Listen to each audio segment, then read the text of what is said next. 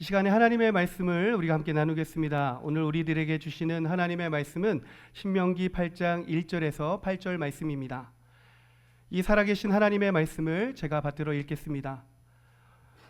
내가 오늘 명하는 모든 명령을 너희는 지켜 행하라. 그리하면 너희가 살고 번성하고 여호와께서 너희의 조상들에게 맹세하신 땅에 들어가서 그것을 차지하리라. 내 하나님 여호와께서 이 40년 동안에 내게 광야길을 걷게 하신 것을 기억하라. 이는 너를 낮추시며 너를 시험하사 내 마음이 어떠한지 그 명령을 지키는지 지키지 않는지 알려 하심이라. 너를 낮추시며 너를 줄이게 하시며 또 너도 알지 못하며 내 조상들도 알지 못하던 만나를 내게 먹이신 것은 사람이 떡으로만 사는 것이 아니요 여호와의 입에서 나오는 모든 말씀으로 사는 줄을 내게 알게 하려 하심이니라. 이 40년 동안에 내 의복이 헤어지지 아니하였고 내 발이 부르트지 아니하였느니라. 너는 사람이 그 아들을 징계함 같이 내 하나님 여호와께서 너를 징계하시는 줄 마음에 생각하고 내 하나님 여호와의 명령을 지켜 그의 길을 따라가며 그를 경외할지니라. 내 하나님 여호와께서 너를 아름다운 땅에 이르게 하시나니 그곳은 골짜기든지 산지든지 시내와 분천과 샘이 흐르고 밀과 보리의 소산지요 포도와 무화과와 석류와 감람나무와 꿀의 소산지라. 아멘. 할렐루야. 오늘 지난 6개월 동안 우리의 삶을 지켜주신 하나님의 크신 은혜를 기억하며 우리가 상반기에 거둔 첫 열매를 하나님 앞에 올려드리는 맥주 감사 주일입니다.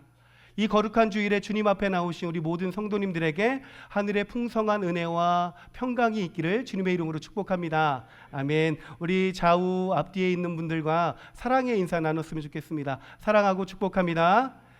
사랑하고 축복합니다. 사랑하고 축복합니다.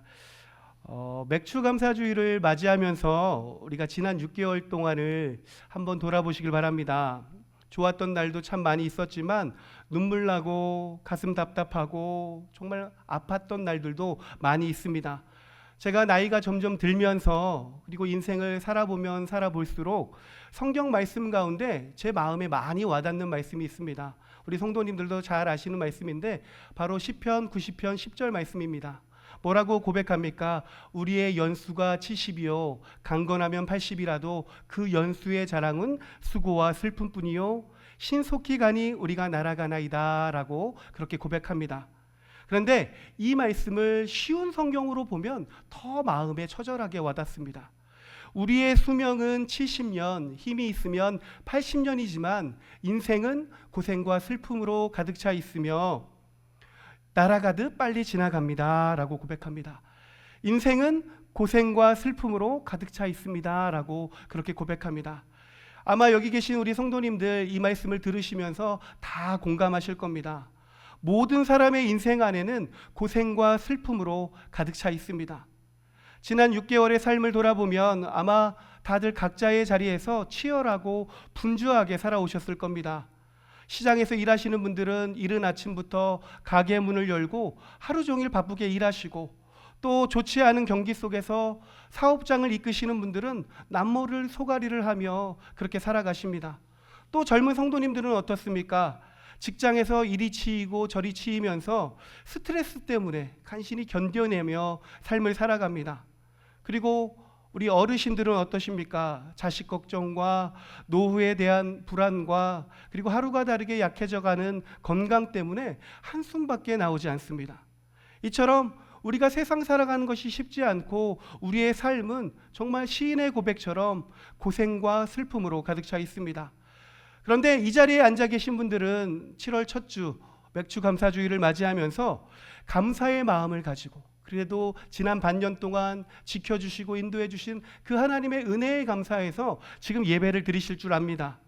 그러나 저는 오늘 저와 우리 성도님들이 이 감사하는 이 마음이 한 단계 더 성숙해서 하나님 앞에 올려드리는 감사를 우리가 가졌으면 좋겠습니다.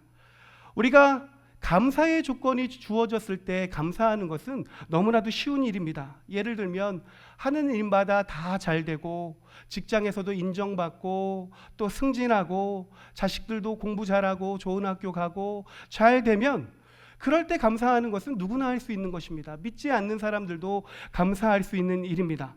그러나 캄캄하고 답답하고 정말 절망적인 그 상황 속에서 살아계신 하나님을 바라보며 기어코 감사의 이유를 찾아낼 수 있는 것, 이것이 바로 우리 그리스도인들의 감사인 줄 믿습니다.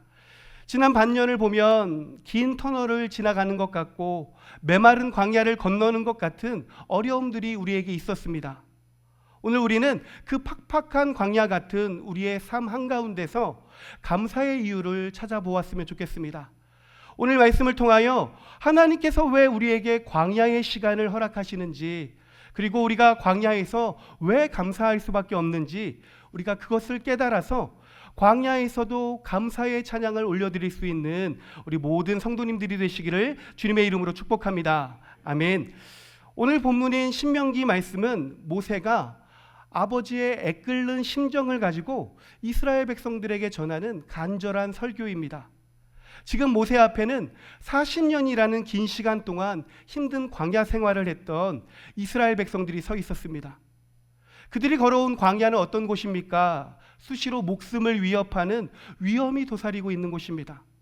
독사와 전갈이 언제 튀어나올지 모르고 밤에는 지친 몸을 가지고 몸을 누이고 자려고 하면 사나운 짐승들의 울음소리가 들리는 곳입니다.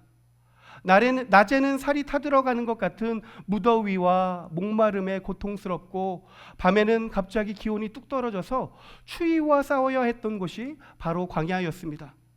그런데 그 상상조차 하기 힘든 그 고단한 시간을 이스라엘 백성들이 무려 40년이나 겪었습니다. 그런데 그런 백성들을 향해서 오늘 모세가 아주 놀라운 사실 하나를 선포하고 있습니다. 우리 2절의 상반전 부분만 우리 같이 읽도록 하겠습니다. 내 하나님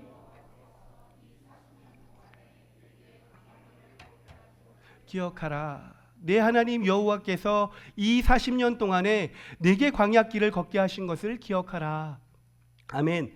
성도 여러분, 이 2절 말씀이 우리에게 얼마나 중요한 메시지인지 모릅니다. 우리가 오늘날 일터에서 또 여러 가지 삶의 자리에서 가정에서 겪고 있는 수많은 아픔들과 실패와 억울하고 눈물 나는 모든 일들이 사실은 하나님께서 친히 우리에게 걷게 하신 광야길이라는 것입니다. 우리를 그토록 사랑하신 하나님께서 광야길을 걷게 하신다라는 것입니다. 왜 하나님께서는 우리를 이렇게 힘들고 괴롭고 눈물나고 어려운 그 광야길로 걷게 하실까요? 그것은 첫 번째로는 광야가 하나님과 가장 깊이 소통할 수 있는 절호의 기회이기 때문입니다. 성도 여러분, 이 광야가 가진 가장 무섭고 그리고 우리를 아프게 하는 고통이 무엇일까요? 아마 제가 앞에서 말씀드린 것처럼 목마름과 더위와 전갈과 독사일 수도 있습니다. 하지만 사실 가장 견디기 힘든 고통은 철저한 단절과 외로움입니다. 우리가 인생을 살면서 육신에 지치고 피곤한 것보다 우리의 마음이 더 서럽고 괴로웠을 때가 언제입니까?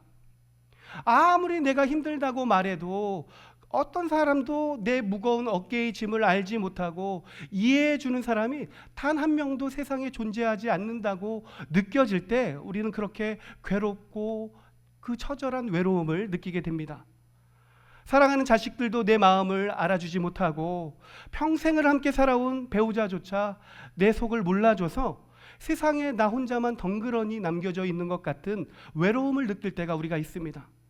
직장에서도 길이 막히고 사람들과의 관계도 꼬이고 사방이 캄캄한 벽으로 둘러싸여서 철저히 혼자가 되었다고 느껴지는 그 절망의 순간, 바로 그 순간이 외로움의 광야라는 것입니다. 그런데 성도 여러분, 이 외로움의 광야에 서 있을 때 우리가 비로소 우리의 고개를 들어서 하늘을 향해 바라볼 수 있다는 것을 기억하시길 바랍니다. 제가 처음 하나님을 만났을 때는 군대에서 하나님을 만났습니다. 훈련소를 퇴소하고 후반기 교육을 받으러 갔을 때 몸이 많이 아팠습니다. 제가 지금 키가 173인데 그 당시에 몸무게가 48kg였습니다. 특별한 병명이 없이 체중만 계속해서 빠졌기 때문에 거기서 받는 훈련을 지금 같으면 다 열애해주고 병원에 가서 진료를 받게 해주고 할 텐데 정상적으로 훈련을 받아야만 했습니다. 그래서 동기들이 저를 보면 뭐라고 얘기했냐면 얼굴을 허연데 뼈만 남았다고 백골이라고 불렀습니다. 그런데 뼈만 앙상하게 남은 제가 그 힘든 훈련을 제대로 따라갈 수가 있었겠습니까? 훈련에 자꾸 뒤처지니까 어느 순간 제가 그 공동체 안에서 고문관이 되어 있었습니다. 심지어 동기들에게도 미움을 당해서 왕따를 당하는 처지가 되었습니다.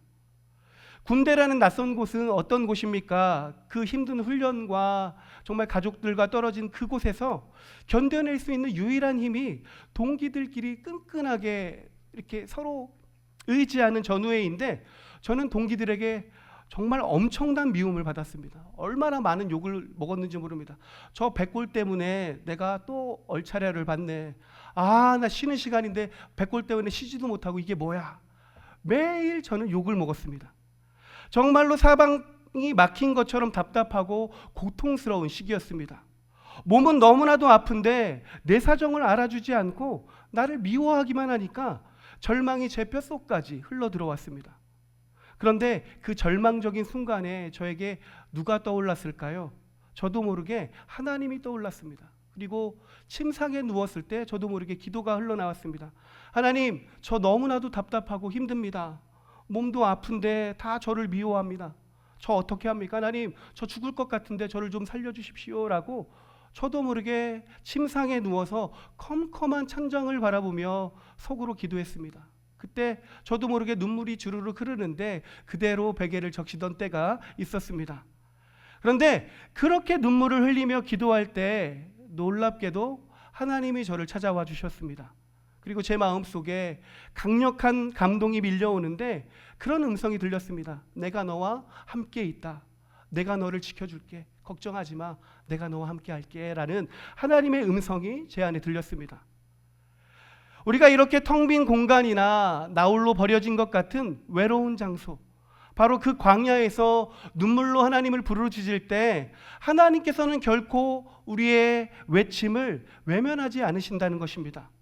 오히려 그 시간을 기다리셨다는 듯이 우리가 눈물로 하나님을 부를 때 하나님께서는 우리에게 말씀하십니다. 내가 너의 눈물을 안다. 내가 너와 함께하니 이제는 우리 함께 이야기하자. 내가 너를 지켜줄게 라고 하나님께서 그렇게 말씀하십니다. 우리가 평소에 아무 일 없게 바쁘게 살아갈 때는 도저히 알지 못했던 하나님과의 깊은 영적인 교제가 바로 그 외로운 광야에서 시작된다는 것입니다. 외로움으로 텅 비어있던 내 심령이 세상이 줄 수 없는 평안과 기쁨으로 충만히 채워지는 그 역사가, 하나님과의 만남이 그 외로운 광야에서 일어난다라는 것입니다. 그 외로운 광야에서 하나님을 만날 수 있기에 우리가 광야에서도 감사할 수 있는 것입니다. 사랑하는 성도 여러분, 지난 반년 동안 하나님의 은혜도 넘쳤지만 돌아보면 정말 나 혼자인 것 같은 고독한 길을 걸어가신 적도 있으실 겁니다. 그런데 기억하십시오. 그때야말로 하나님과 가장 깊이 소통할 때라는 것을 기억하시길 바랍니다. 아무도 나를 알아주지 않고 거절당하는 것 같은 그 아픈 시간이 사실은 하나님과 가장 깊이 만날 수 있는 기적의 시간이라는 것입니다. 외로운 광야 속에서도 하나님께서 나를 만나주시니 광야에서도 감사하시는 우리 모든 성도님들 되시길 바랍니다. 두 번째로는 우리가 광야에서 감사할 수 있는 이유는 광야에서만 얻을 수 있는 하나님의 특별하신 공급이 있기 때문입니다. 3절 말씀을 보면 고난의 광야가 가지고 있는 특징들을 우리에게 가르쳐주고 있습니다. 우리 3절 말씀 우리 같이 읽도록 하겠습니다. 너를 낮추시며 내 조상들도 알지 못하던 만나를 내게 먹이신 것은 사람이 떡으로만 사는 것이 아니요 나오는 모든 말씀으로 사는 줄을 내가 알게 하려 하심이니라. 아멘. 광야는 어떤 곳이라고 말씀합니까? 우리를 낮추시고 줄이시게 하는 곳이다 라고 말씀합니다. 내 고개가 숙여지고 내 자존심이 완전히 박살나는 곳입니다. 그리고 늘 무언가가 모자라서 허덕이는 결핍의 자리입니다. 당장 가진 것이 없어서 재정이 부족해서 내 힘으로는 도저히 해결할 수 없는 그 문제들 앞에서 주저앉을 수밖에 없는 곳이 바로 광야입니다. 그런데 성경은 광야가 우리를 그저 비참하게 굶주리게 해서 망하게 만드는 곳이 광야라고 말하지 않습니다. 3절을 보면 또 너도 알지 못하며 내 조상들도 알지 못하던 만나를 내게 먹이신 것은 이라고 분명하게 말씀하고 있습니다. 이스라엘 백성들 가운데, 그 굶주려 있는 영혼들 가운데 하나님께서 만나를 먹이셨다라고 말씀하고 있습니다. 그러니까 광야는 그냥 굶주리고 고생만 하다가 망하는 곳이 아닙니다. 우리의 계산과 능력을 훌쩍 뛰어넘어 위에서부터 부어주시는 하나님의 초월적인 은혜, 바로 만나를 맛볼 수 있는 기적의 장소가 바로 광야입니다. 요셉을 한번 생각해 보시길 바랍니다. 어린 나이에 친형들에게 배신을 당해서 애굽의 노예로 팔려갔습니다. 그뿐만이 아닙니다. 그곳에서 최선을 다해서 충성을 했을 뿐인데 억울한 누명을 쓰고 감옥에 갇히게 되었습니다. 아마 여기 계신 분, 우리 성도님들 중에 누구라도 요셉의 입장이 된다면 끔찍한 상처 때문에 세상을 원망하고 저주하게 되었을 겁니다. 그런데 그 끔찍한 일을 다 겪고도 요셉의 모습을 보면 어떻습니까? 성경을 보면 요셉의 마음에는 억울한 마음이나 상처의 흔적이 조금도 남아있지 않습니다. 오히려 성경은 억울하게 감옥에 갇혀있는 요셉을 향해서 형통한 사람이다라고 그렇게 말하고 있습니다. 어떻게 요셉이 형통하게 살아갈 수 있었을까요? 하나님께서 특별한 은혜를 요셉에게 부어주셨기 때문입니다.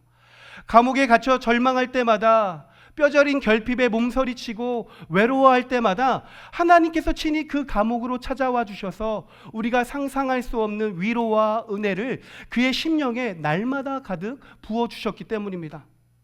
그 배신과 누명으로 인해서 상처가 벌어지고 아파하고 괴로워할 틈조차 주지 않도록 하나님께서 하나님의 은혜로 요셉의 마음을 완벽하게 덮어버리셨다라는 것입니다. 사랑하는 성도 여러분, 우리는 왜 삶 가운데 불안한 마음이 많고 그리고 우리의 모습을 보면 불평이 끊이지 않을까요?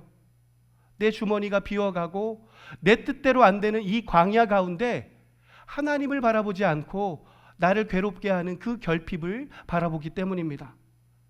제가 그 군대에서 깊은 절망을 겪고 있을 때 하나님께서 나와 함께 하시고 내 군 생활을 책임져 주시겠다라는 그 은혜를 깨달았을 때 제 삶이 완전히 달라졌습니다.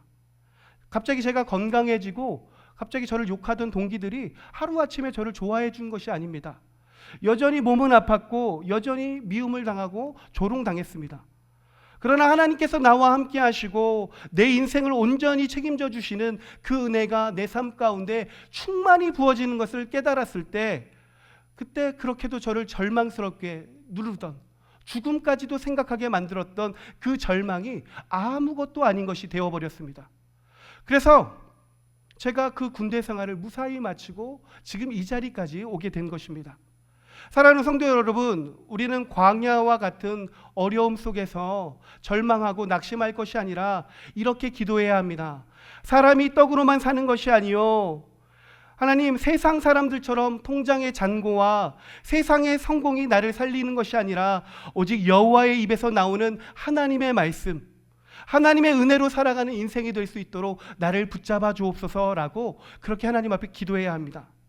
사실 저만 그렇게 하나님을 만나고 경험한 것이 아니지 않습니까? 이 자리에 앉아 계신 우리 성도님들도 지난 시간을 한번 돌아보십시오.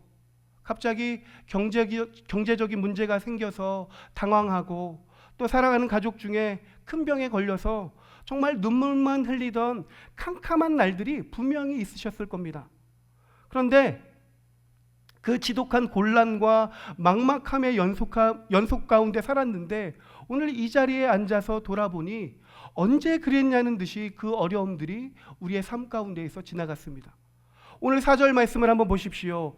이 40년 동안에 내 의복이 헤어지지 아니하였고 내 발이 부르트지 아니하였느니라. 아멘. 이스라엘 백성들이 40년이라는 긴 광야 생활을 했는데 옷이 헤어지지 않고 그 험한 광야를 걸었는데 발이 부르트지 않았다고 고백합니다. 그런데 우리도 그렇다는 것입니다.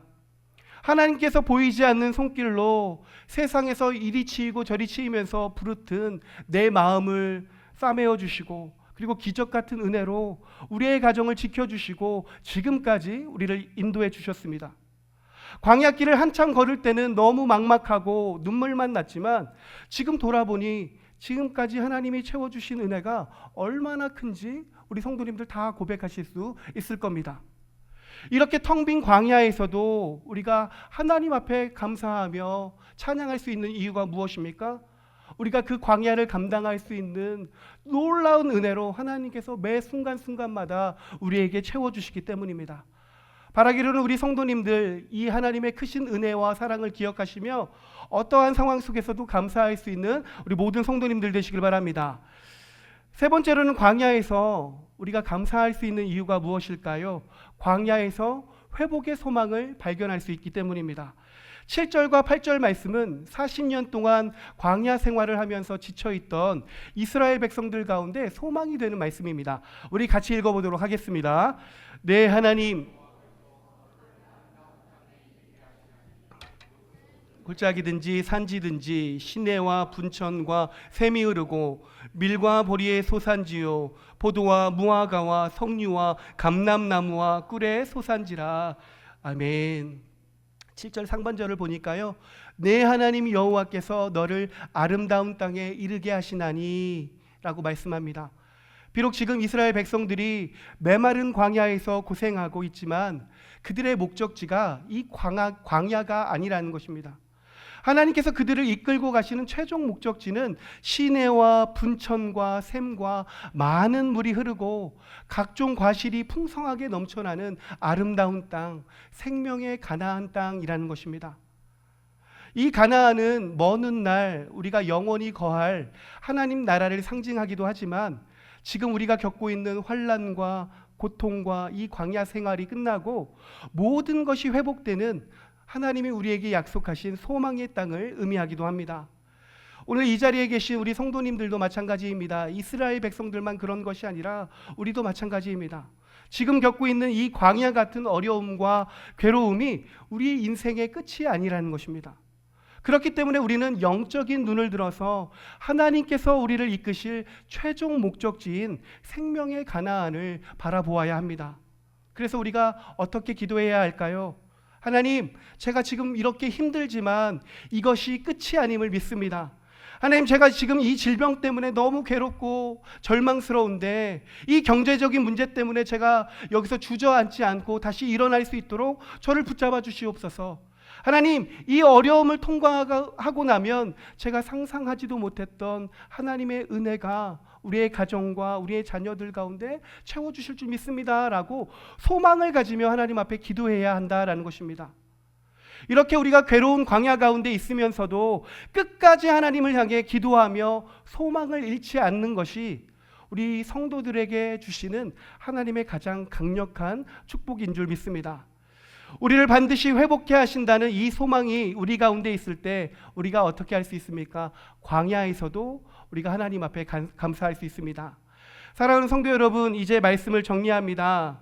우리 인생에서 누구나 한 번은 반드시 이 광야를 통과해야 합니다. 우리 사랑하는 주님도 공생의 사역을 시작하시기 전에 성령에 의해서 내몰리신 곳이 어디입니까? 광야였습니다. 마찬가지로 우리가 어차피 이 광야의 길을 걸어야 한다면 그 고난의 시간을 원망과 불평이 아닌 감사의 시간으로 바꾸어야 합니다. 우리가 어떻게 하면 그 광야의 시간을 감사로 바꿀 수 있을까요?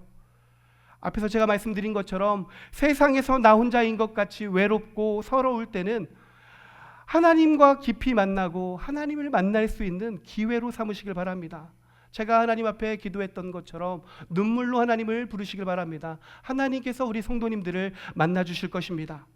그리고 무언가가 많이 부족하고 막막한 결핍의 자리에서는 원망 대신에 하나님이 우리에게 부어주시는 특별한 은혜를 소원하시길 바랍니다. 그렇게 하나님을 바라보며 하나님의 은혜를 구할 때 하나님께서 충만한 은혜로 정말 그 고난을 견디어내고 능히 이겨낼 수 있는 은혜를 우리 가운데 부어주실 줄 믿습니다. 그리고 마침내 우리를 회복시켜 주실 하나님을 향한 소망을 품으시기를 축복합니다. 그럴 때 우리 안에 광야에서도 감사가 넘쳐날 것입니다. 오늘 맥주감사주의를 맞이하여 우리의 감사가 내 형편이 좋을 때, 내 배가 부를 때, 내 기분이 좋을 때만 감사드리는 나약한 감사가 되지 않기를 소망합니다. 지금 내 삶이 가뭄에 쩍쩍 갈라지는 메마른 땅과 같을지라도, 내 눈에 보이는 것은 모래밖에 보이지 않는 황야와 같은 광야일지라도 그 메마른 땅을 깊이 파서 맑은 샘물을 길어 올려주시며 광야 한가운데에서도 오아시스를 만나게 해주시는 능력의 하나님을 바라보시길 바랍니다. 광야에서도 감사가 넘치는 은혜를 누리게 될 줄 믿습니다. 지난 반년간 우리를 지켜주신 하나님께서 이제 새롭게 시작하는 하반기에도 우리의 모든 발걸음 가운데 하나님이 함께해 주시며 생명이 넘치는 아름다운 땅으로 우리를 인도해 주실 줄 믿습니다. 이 위대한 소망을 우리의 가슴에 품고 어떠한 상황 속에서도 감사의 찬양을 하나님 앞에 올려드릴 수 있는 우리 모든 성도님들 되시기를 주님의 이름으로 축복합니다. 우리 기도하겠습니다.